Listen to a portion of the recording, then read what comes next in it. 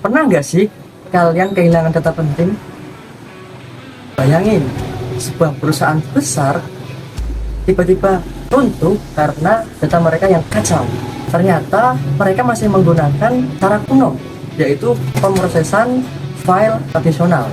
Tapi tenang, ada satu solusi yang mengubah segalanya, yaitu dengan penggunaan basis data atau yang kita sebut dengan database. Ada suatu perusahaan yang kita sebut saja dengan Lele Mania, yang mereka ini menyimpan data karyawan, produk, transaksi di dalam file Excel yang terpisah-pisah.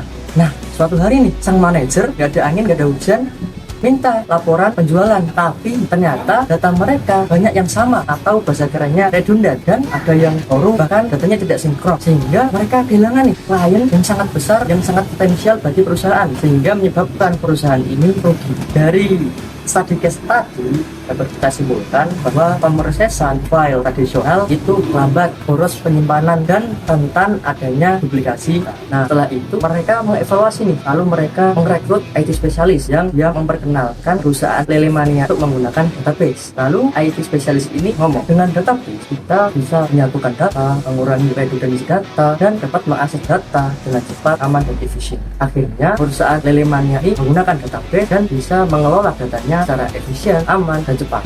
Tapi suatu kali perusahaan Lele Mania ini mendapatkan kabar buruk bahwa data-data penting mereka terpublikasi di internet lain pun sangat merusak karena mengetahui hal itu, sehingga reputasi Lele Mania ini terancam. Usut punya usut, ternyata password admin database terlalu sederhana sehingga dapat diretas oleh hacker. Selain itu, perusahaan ternak lele ini hanya memiliki satu orang admin database, yang misal orang ini resign tanpa meninggalkan dokumentasi, perusahaan akan bingung bagaimana nih cara kerja sistem mereka. Selain itu, ada satu hal lagi yang menjadi resiko penggunaan database, yaitu benar, biaya. Database tentunya menggunakan biaya yang besar. Perusahaan Lele Mania ini perlu mengeluarkan biaya yang besar untuk server, lisensi software, dan pelatihan karyawannya. Jadi, meskipun database menawarkan solusi yang mengagumkan, ada satu tanggung jawab yang sangat besar untuk diemban, yang mana jika kita tidak hati-hati, solusi ini malah menjadi mimpi buruk bagi kita. Nah, sekarang perusahaan Lele Mania ini sudah tahu nih resiko dari penggunaan database. Mereka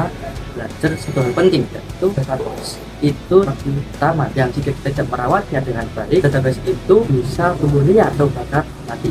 Lalu bagaimana sih cara mengelola database yang baik? Kita membutuhkan yang namanya database lifecycle.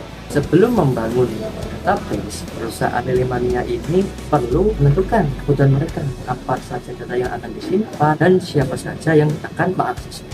Lalu perusahaan Lele Mania ini memutuskan bahwa mereka akan menyimpan data karyawan, produk, dan data transaksi. Setelah itu, mereka menganalisis data yang sudah ada. Mereka melihat bagaimana data transaksi selama ini dikelola, yang ternyata mereka masih menggunakan file Excel yang disimpan secara terpisah-pisah. Dari situ, mereka membuat daftar fungsional dan non-fungsional untuk database mereka.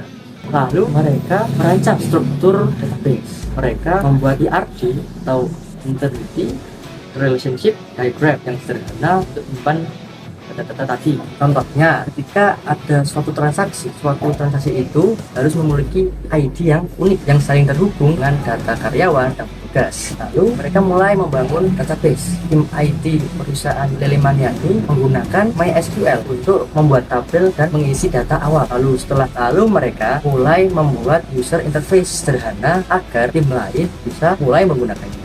Lalu setelah database itu berjalan, tugas perusahaan Lele Mania ini tidak sampai di situ saja. Mereka harus memastikan nih bahwa database itu sehat dan terawat. Mereka melakukan backup mingguan untuk menghindari kehilangan data jika terjadi kesalahan.